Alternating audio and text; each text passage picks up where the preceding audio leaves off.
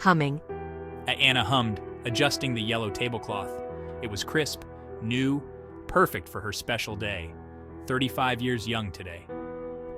She glanced at the cake, its chocolate frosting gleaming under the warm kitchen light.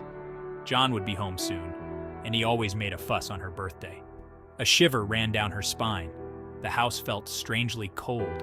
She rubbed her arms, a sense of unease settling in her stomach. Perhaps it was just pre-birthday jitters. John must be on his way, she thought, her gaze drifting to the framed picture on the mantelpiece. Their wedding day. She looked so happy, so full of life. The doorbell rang, making her jump. Her heart pounded in her chest.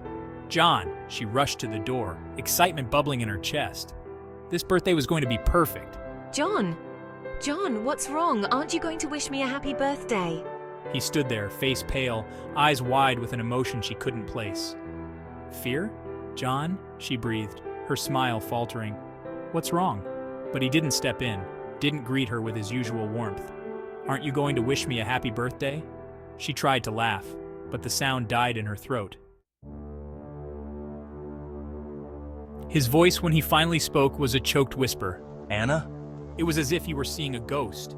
And then, with a shuddering breath, he stumbled back, away from her outstretched hand. Confusion turned to ice in her veins.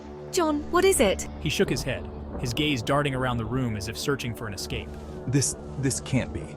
He ran a hand through his hair, his eyes filled with a grief so profound it chilled her to the bone. You're gone. His words hung in the air, heavy and cold. Gone? What do you mean? The unease she had felt earlier morphed into a chilling dread. Something was terribly wrong. Anna, you died a year ago. The world spun, the cheerful yellow of the tablecloth blurring into a sickening swirl. No, that's not possible. She was standing right here. She could feel the coldness of the air on her skin, smell the sweet aroma of the chocolate cake. He looked at her, his eyes filled with a sorrow that made her heart ache. It's true. There was an accident. You were driving home from work. Memories hazy and indistinct flickered at the edges of her mind.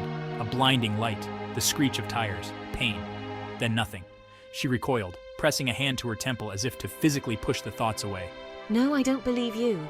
But even as she spoke, she noticed it, her hand passing through her hair as if it were smoke. She stared at her reflection in the hallway mirror, her breath catching in her throat. Her image was faint, almost translucent, like a watercolor painting left out in the rain. John's heartbroken eyes reflected the truth I could no longer deny. She watched him reach for a photo on the mantelpiece, his fingers passing right through the frame. The world shimmered, the bright colors of her meticulously decorated home fading to muted grays. Panic welled up inside her, threatening to consume her. The scent of lilies and earth, replacing the sweetness of the chocolate cake. The image of a coffin draped in white flowers flashed before her eyes.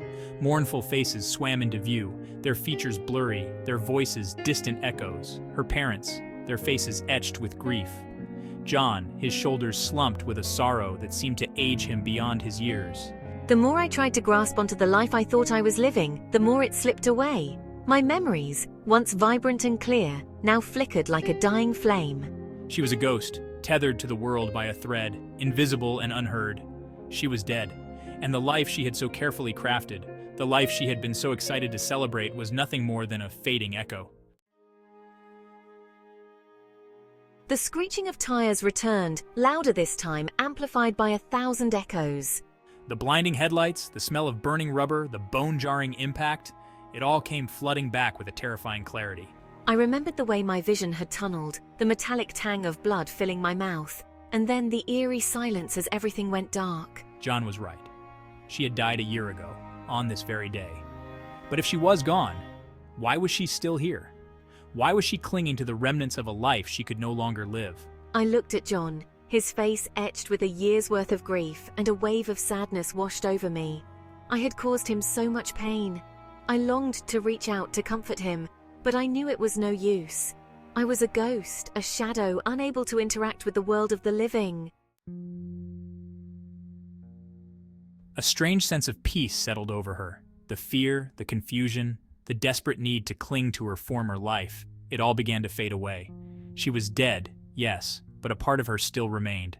And in that realization, there was a bittersweet beauty. I looked at John one last time, memorizing the curve of his smile, the warmth in his eyes. He might not be able to see me, but I could still see him. And in a way, wasn't that enough? With a final whispered goodbye, she let go. The world dissolved around her, the familiar sights and sounds fading into a soft white light. She didn't know what awaited her in the great beyond, but as she drifted further away from the life she had known, she couldn't help but feel a sense of liberation. My birthday had come and gone, but it wasn't a day of celebration, but of acceptance. I was gone, but not forgotten. And in the hearts of those I loved, my memory would live on.